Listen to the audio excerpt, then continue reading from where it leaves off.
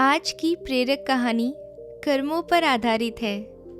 यह कहानी है दो भाइयों की, एक बड़ा भाई और एक छोटा भाई, जो दोनों स्वभाव से बिल्कुल विपरीत थे। बड़ा भाई मानता था कि लोगों की मदद करनी चाहिए, सेवा भाव रखना चाहिए, सबसे अच्छे से पेश आना चाहिए और जब जब मौका मिले दान देना चाहिए। वहीं छोटा भाई मानता था कि जीवन एक ही बार मिलता है, इसीलिए उसे खुलकर जीना चाहिए।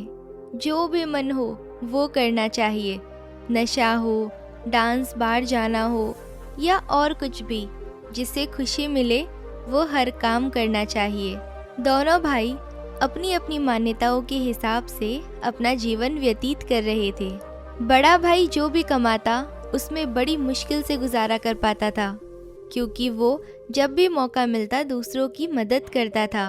वो सत्संग सुनने जाता था, मेडिटेशन करता था। वो जितना हो सके उतना सादा जीवन जीने की कोशिश करता था। वहीं छोटा भाई गलत रास्ते और गलत तरीके से ज़्यादा धन कमाता और अपनी हर इच्छा पूरी करता। शराब पीना, सिगरेट पीना, नाचने वालियों के पास जाना, जितना संभव हो उतना ऐश करता। बड़ा भाई अक्सर अपने भाई को समझाने की कोशिश करता था कि वो अपने जीवन जीने का तरीका बदल दे। वो जो कुछ कर रहा है वो अच्छे कर्म नहीं है, लेकिन छोटा भाई उसकी एक ना सुनता और उल्टा बड़े भाई को ही अपना जीवन जीने का तरीका बदलने के लिए कहता। वो दोनों ही एक दूसरे की बात माने बिना अपने तरीके से जिंदगी जीते रहे। एक दिन बड़े भाई को घर लौटते वक्त रास्ते में चप्पल में कील घुस गई, जो चप्पल को चीरते हुए उसके पैर में घुस गई। उसे बड़ा दर्द हुआ। दर्द इतना ज़्यादा था कि वो ठीक से चल भी नहीं पा रहा था, लेकिन फिर भी जैसे तैसे लंगड़ाते हुए, दर्द सहन करते हुए अपने घर तक पहुंच गया। घर पहुंचने के बाद उसे बिल्कुल भी खड़ा नहीं हुआ जा रहा था। उसे बहुत प्यास लग रही थी, लेकिन दर्द इतना ज़्यादा था कि वो पानी का ग्लास तक लेने की हिम्मत नहीं जुटा पा रहा था। इसीलिए अब बड़ा भाई छोटे भाई के आने की राह देखने लगा।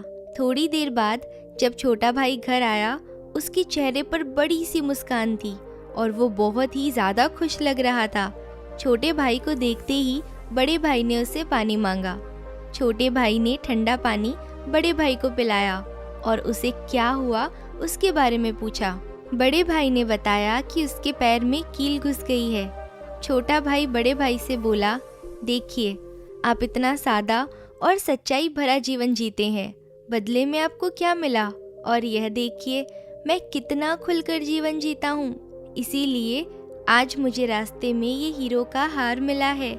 हमारे दोनों की परिस्थितियाँ यह साबित करती है कि मेरा तरीका सही है और आपका तरीका गलत।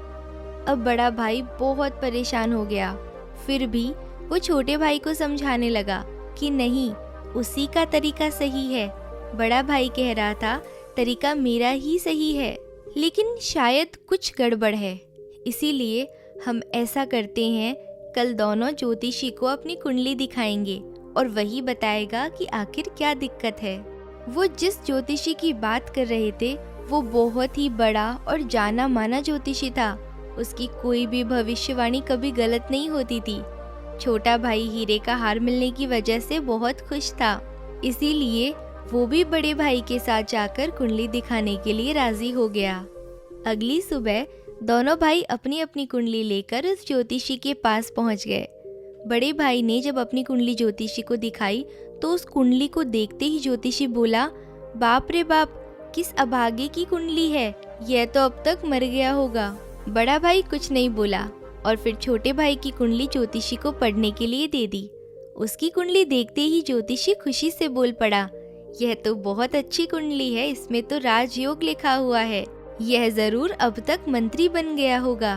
दोनों कुंडली दिखा देने के बाद दोनों भाइयों ने ज्योतिषी से कहा कि यह दोनों कुंडली उनकी है और आपकी भविष्यवाणी गलत है, क्योंकि ना ही बड़ा भाई अब तक मरा है और ना ही छोटा भाई मंत्री बना है। ज्योतिषी ने दोनों से कहा, मैं कुंडली पढ़ने में गलत हो ही नहीं सकता।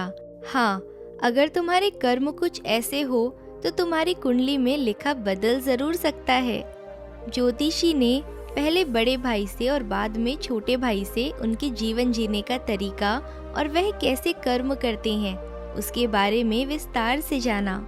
ज्योतिषी ने दोनों को समझाते हुए कहा कि मेरी पड़ी हुई कुंडली गलत नहीं है, यह बड़े भाई के अच्छे कर्म है जिसने उसको कुंडली में लिखी हुई मौत की जगह सिर्फ एक कील का दर्द दिया, और दूसरी तरफ छोटे भाई के बुरे कर्म है जिसकी वजह से उसका राजयोग चला गया और उसे सिर्फ एक छोटा सा हीरे का हार मिला जिसे जल्दी ही बेचकर खत्म कर देगा। दोस्तों, छोटी सी ये प्रेरक कहानी हमें वही सदियों पुरानी बात याद दिलाती है कि जैसे कर्म होंगे वैसे ही फल होंगे। अगर हमारा वर्तमान अच्छा या बुरा है तो वह हमारे पहले पुराने कर्मों की वजह से है, और अगर हमारा भविष्य अच्छा या बुरा होगा तो वो हमारे वर्तमान के कर्मों के हिसाब से होगा। इसीलिए हमेशा ध्यान रखें कि अच्छे कर्म करना बिल्कुल न छोड़ें। तो दोस्तों, आपको ये कहानी कैसी लगी हमें कमेंट बॉक्स में ज़रूर बताएं। अगर आपको वीडियो अच्छी लगी तो लाइक करें और अपने दोस्तों के साथ शेयर करें। अगर आप नए हैं तो चैनल को सब्सक्राइब करना बिल्कुल न भूलें। मिलते हैं अगली कहानी में।